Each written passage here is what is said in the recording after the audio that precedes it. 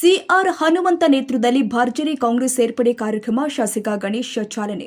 ಕಂಪ್ಲಿ ನಗರದ ಸಂಗಾತ್ರಯ ಪಾಠಶಾಲೆಯಲ್ಲಿ ಇಂದು ಶಾಸಕ ಜೆಎನ್ ಗಣೇಶ್ ಅವರ ಅಧ್ಯಕ್ಷತೆಯಲ್ಲಿ ಮತ್ತು ಪುರಸಭೆ ಸದಸ್ಯ ಸಿಆರ್ ಹನುಮಂತ ಅವರ ನೇತೃತ್ವದಲ್ಲಿ ಭರ್ಜರಿಯಾಗಿ ಕಾಂಗ್ರೆಸ್ ಸೇರ್ಪಡೆ ಕಾರ್ಯಕ್ರಮ ಜರುಗಿದೆ.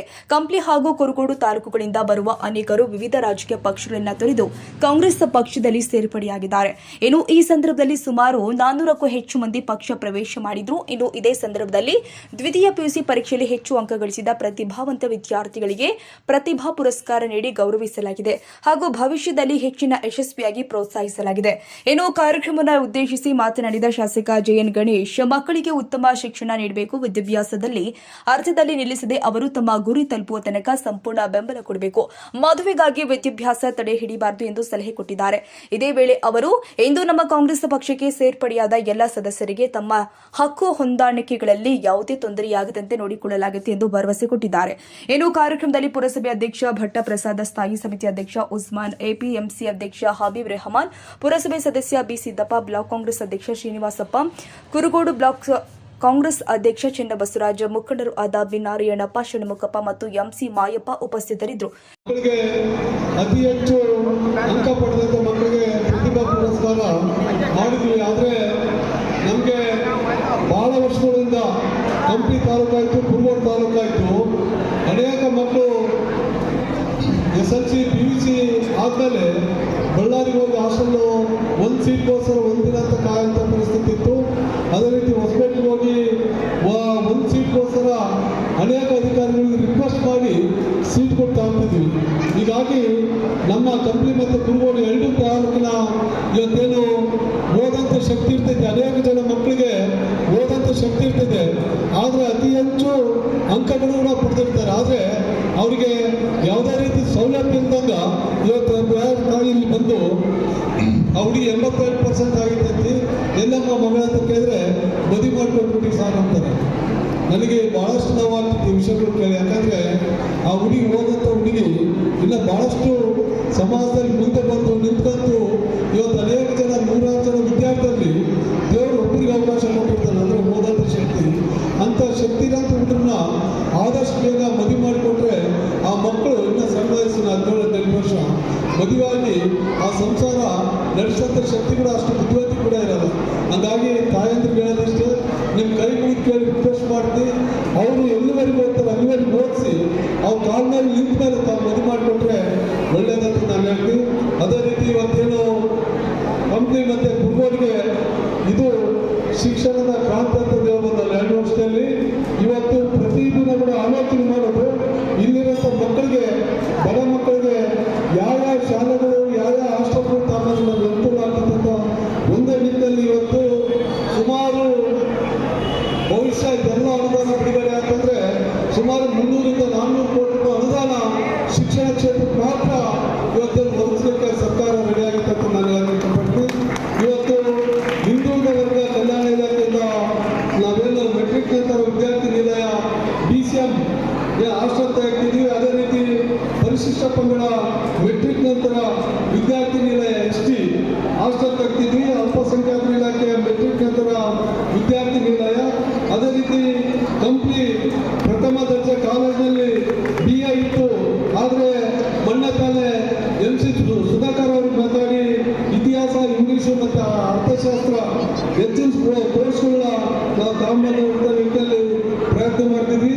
BSc ಇತ್ತು, BScಯಲ್ಲಿ ಭೌತಶಾಸ್ತ್ರ, ರಾಸಾಯನಶಾಸ್ತ್ರ ಮತ್ತು ಗಣಿತಶಾಸ್ತ್ರ ಇದು ಕೂಡ ನಮ್ಮ ಡಿಗ್ರಿ ಕಾಲೇಜಿಗೆ ಹೆಚ್ಚಿನ ಏನು ಕ್ಲಾಸ್ಗಳನ್ನ ತೆಗೆಯೋಕ್ಕೆ ಪ್ರಯತ್ನ ಮಾಡ್ತೀವಿ. ಅದೇ ರೀತಿ BScಯಲ್ಲಿ ಪ್ರಾಣಶಾಸ್ತ್ರ ಮತ್ತು ಸಸ್ಯಶಾಸ್ತ್ರ, ಅಂದರೆ ನಮ್ಮ ಮಕ್ಕಳು ಬೇರೆ ಕಡೆಗೆ ಹೋಗಬೇಡ, ಶಿಕ್ಷಣ ಇಲ್ಲೇ ಪಡಿಬೇಕಂಬ ನಿಟ್ಟಿನಲ್ಲಿ ಇವತ್ತು ಅನೇಕ ಪ್ರಯತ್ನಗಳಾಗ್ತಿದ್ವಿ. ಅದಾದಮೇಲೆ ಹಂಪದೇವನಹಳ್ಳಿಯಲ್ಲಿ ಪರಿಶಿಷ್ಟ ಜಾತಿಯ ಏನು 12ರಿಂದ 12ನೇ ತರಗತಿಯಿಂದ ಮೊರಾರ್ಜಿ ದೇಸಾಯಿ ಶಾಲೆ, ಇದು ಸುಮಾರು ಒಂದು 25 ಕೋಟಿ 20 ಕೋಟಿ ರೂಪಾಯಿ ಶಾಲೆ ಕಟ್ತಿದ್ವಿ. ಅದೇ ರೀತಿ ಹಂಪದೇವನಹಳ್ಳಿಯಲ್ಲಿ ಪರಿಶಿಷ್ಟ ಪಂಗಡ 6ರಿಂದ 12ರವರೆಗೆ ಅಟಲ್ ಬಿಹಾರಿ ವಾಜಪೇಯಿ ಶಾಲೆ ಕೂಡ ಈಗಾಗಲೇ ಶಾಂಕ್ಷನ್ ಆಗಿದೆ.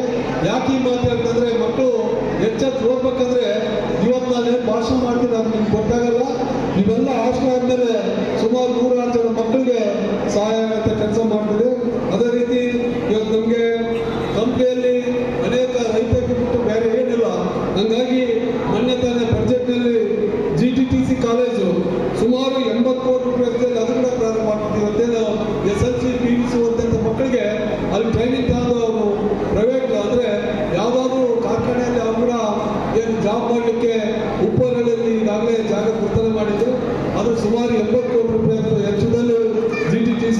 ಮಾಡೋದಾಗಿದೆ.